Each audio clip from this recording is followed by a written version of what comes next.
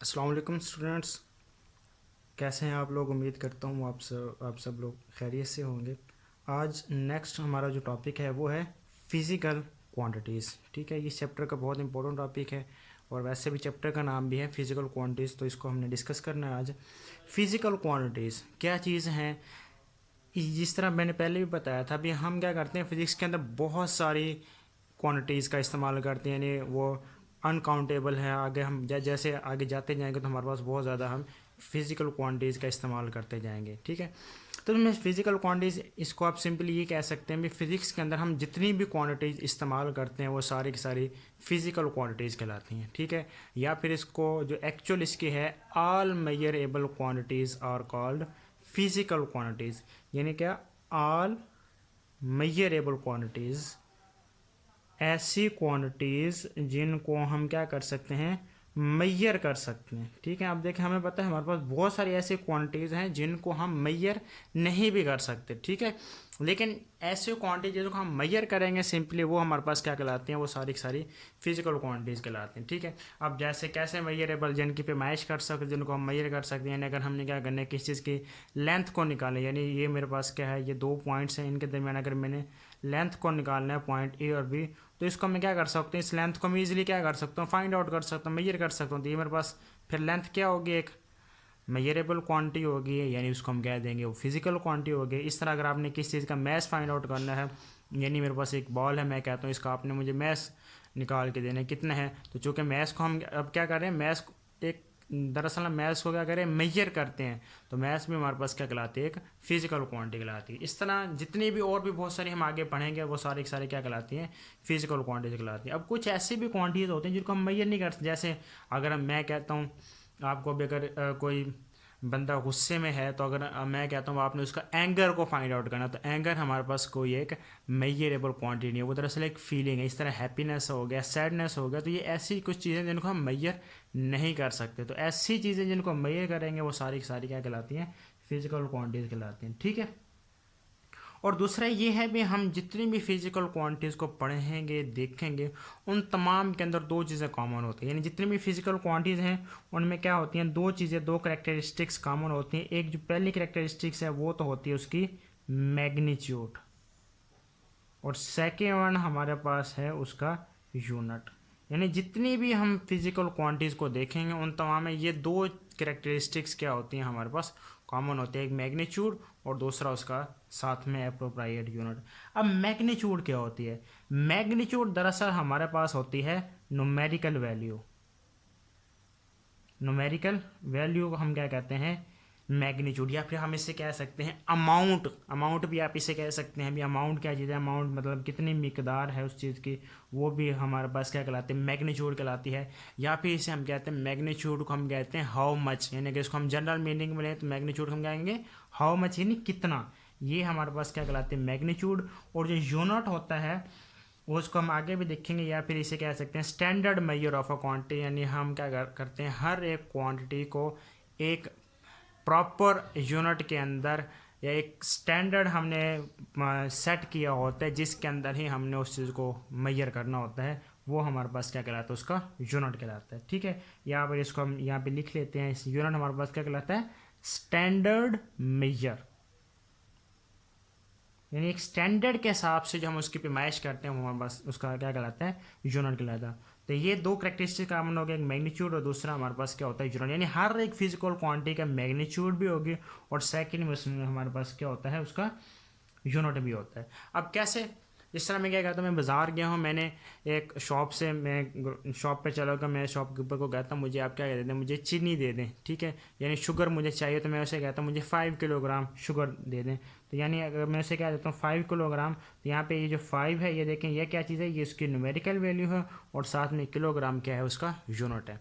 और दूसरा ये भी है भी, अगर आपने किसी फिजिकल क्वांटिटी को मुकम्मल तौर पर समझना है, तो ये दो चीज़ें होंगी तो हम क्या कर सकते हैं, उसको अंडरस्टैंड कर सकते हैं, समझ सकते हैं। अब कैसे, जिस तरह मैं जाता हूँ बाज़ार, शॉपकीपर के शॉप पे जाता हूँ, मैं उसे कहता हूँ मुझे चीनी चाहिए, शुगर चाहिए, और वो मुझसे पूछेगा भी आपको कितनी शुगर चाहिए, तो मैं उसे अगर कह देता हूँ सिर्फ, मैं उसे कहता हूँ मुझे 5 चीनी चाहिए। ठीक है, तो 5 का मतलब उसे समझ नहीं आएगा, वो कहेगा 5 क्या चीज़, 5 पैकेट्स चाहिए, 5 मतलब ग्राम चाहिए, कितनी आपको चाहिए, या फिर 5 आपको उसके बैग्स चाहिए, क्या चाहिए। तो जब तक मैं उसका साथ में ये नहीं बताऊंगा मुझे 5 किलोग्राम चीनी चाहिए, तो वो मेरी बात को कभी भी नहीं समझ सकेगा।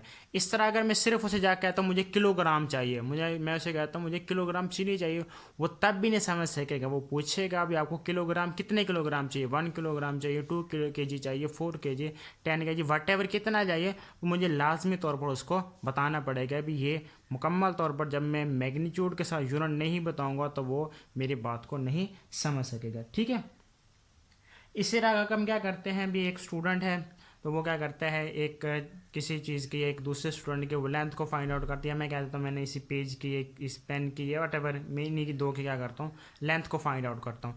तो जब मैं लेंथ को फाइंड आउट करता हूँ तो साथ में मैं क्या फ़र्ज करता हूँ, मैं कहता हूँ इसकी जो मेरे पास ये लेंथ निकली है, मैं कहता हूँ वो मेरे पास आई है 5 सेंटीमीटर। तो अब जब मैंने इसको बताना होगा नेक्स्ट किसी को, तो मुझे ये मुकम्मल बताना पड़ेगा भी इसकी लेंथ कितनी इन दो पॉइंट्स के दरमियान, तो वो मुझे बताना पड़ेगा भी 5 सेंटीमीटर है। अगर जस्ट सेंटीमीटर बताऊंगा तब भी समझ नहीं आएगी नेक्स्ट पर्सन को, और अगर जस्ट 5 बताऊंगा तब भी वो मेरी बात को कंप्लीटली नहीं समझेगा, ठीक है। इस तरह अगर हम दूध लेने के लिए जाते हैं तो हमें बताना पड़ता है कि हमें कितने लीटर दूध चाहिए। अगर जस्ट उसे कहें कि मुझे लीटर दूध दे दें तो वो पूछेगा भाई साहब आपको कितना चाहिए, कितने लीटर दूध चाहिए। तो इस तरह फिजिकल क्वांटिटीज़ को मुकम्मल तौर पर बयान करने के लिए मैग्नीट्यूड के साथ यूनिट भी हमें बताना पड़ता है। और ये देखिए जो मैंने एग्जाम्पल दिए ये ऑर्डिनरी, हम अपने रियल लाइफ के अंदर ही इन चीज़ों का इस्तेमाल करते हैं, ठीक है। ये सारी की सारी हमारे पास फिजिकल क्वांटिटीज़ हैं। अब इसके बाद हम क्या करते हैं, जितनी भी फिजिकल क्वांटिटीज़ हैं उनको फिर हम आगे डिवाइड कर देते हैं 2 कैटेगरीज के अंदर। जितनी भी फिजिकल क्वांटिटीज उसको हम आगे डिवाइड करेंगे। एक हमारे पास कहलाती है फिर बेस क्वांटिटीज, और जो सेकंड वन है हमारे पास वो हमारे पास कहलाती है डिराइव्ड क्वांटिटी।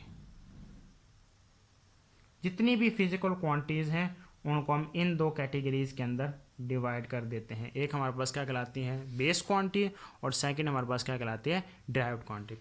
पहले हम देखते हैं बेस क्वांटिटी क्या है। तो बेस क्वांटिटी जैसे कि नाम से ज़ाहिर है, बेस यानी मतलब क्या हो गया, ये बेस मतलब क्या हो गया बुनियादी, या फिर हम इसको दूसरे मीनिंग में ये बेस क्वांटिटीज़ हैं हम इनको फंडामेंटल क्वांटिटीज़ का नाम भी देते हैं। फंडामेंटल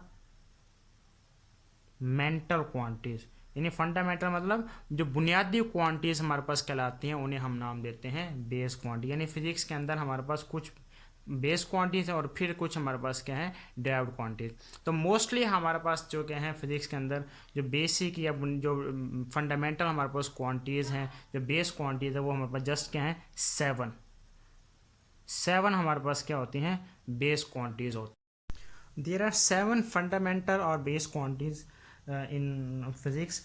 तो हमारे बुक में भी जो दी गई हैं वो 7 ही होती है। उसमें हमारे पास एक है लेंथ है, मैस है, टाइम है, electric current, temperature, intensity of light and the amount of a substance. यानी ये हमारी फिजिक्स के अंदर क्या है 7 बुनियादी बेसिक बेस क्वांटिटीज़ हैं, ठीक है। यानी आगे जितनी भी क्वांटिटीज़ हम इस्तेमाल करते हैं फिजिक्स के अंदर बहुत ज़्यादा हैं, अनकाउंटेबल हैं, तो उनको दरअसल हम क्या करते हैं इन्हीं बेस क्वांटिटीज़ की मदद से ही एक्सप्रेस करते हैं, बयान करते हैं। यानी जो फंडामेंटल बुनियादी हमारे पास क्या है सिर्फ यही हमारे पास 7 होते हैं, इसमें वो आपकी बुक में दी गई हैं। तो अगर बेस क्वांटिटीज़ को हमें एक्सप्लेन करना हो तो कैसे करेंगे, base quantities are the quantities on the base of which other quantities are express. यानी बेस क्वांटिटीज़ ऐसी क्वांटिटीज़ हैं जिनकी बुनियाद पर हम मज़ीद दूसरी क्वांटिटीज़ को, दूसरी मिकदारों को एक्सप्रेस करते हैं, जाहिर करते हैं, वो हमारे पास क्या कहलाती हैं बेस क्वांटिटीज़ कहलाती हैं, ठीक है। तो ये हमने देखा था बेस क्वांटिटीज़, और ये डेफिनेशन के हिसाब से इंपॉर्टेंट है। ये पेपर में डेफिनेशन के लिए आपसे पूछा जाएगा भी बेस क्वांटिटीज़ क्या होती हैं, साथ में आपने डेफिनेशन भी लिखनी है और साथ इसके एक दो तीन जो आपको आते हैं वो आपने मेंशन कर देना वहाँ पे। इसमें जो सेकेंड वर्ड है फिर हमारे पास वो है डिराइव्ड क्वांटिटीज़। डिराइव्ड जैसे कि नाम से जाहिर है डिराइव्ड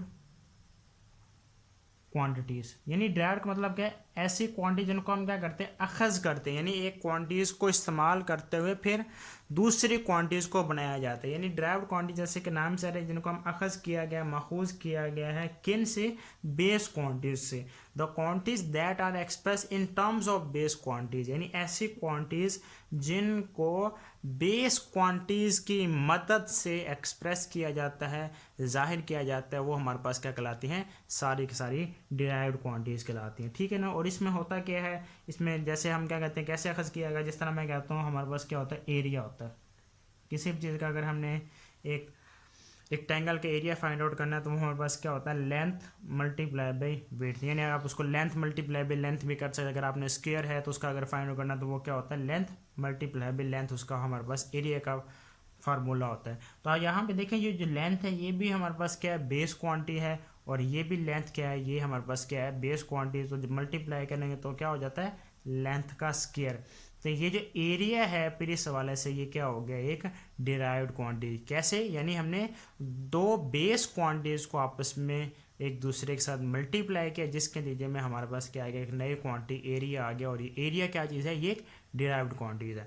यानी डिराइव कैसे किया जाता है, दो बेस क्वांटिटीज को एक दूसरे के साथ मल्टीप्लाई करके ये एक दूसरे के साथ डिवाइड करने के नतीजे में हमारे पास क्या आ जाती है, डिराइव्ड क्वांटिटी आ जाए। अब ये सिर्फ दो नहीं है, इसमें ज़्यादा हो, तीन भी हो सकती हैं, चार भी हो सकती हैं। तो दो से ज़्यादा बेस क्वांटिटीज़ को आपस में मल्टीप्लाई करने से या एक दूसरे के साथ डिवाइड करने से हमारे पास डिराइव्ड क्वांटिटीज़ बनती है। ठीक है, तो ये बहुत ज़्यादा होगी, बहुत ज़्यादा हम इस्तेमाल करते हैं, जैसे वर्क हो गया, एनर्जी हो गया, इलेक्ट्रिक चार्ज हो गया, इलेक्ट्रिक पोटेंशियल हो गया, ये पावर हो गया, ये सारी की सारी हमारे पास कौन सी क्वांटिटीज़ कहलाती हैं, डिराइव्ड क्वांटिटीज़ कहलाती हैं। ठीक है, तो ये हमारे पास था direct quantities and base quantities और फिजिकल क्वांटिटीज़ क्या होती हैं, तो इसको आपने देखना है। ठीक है।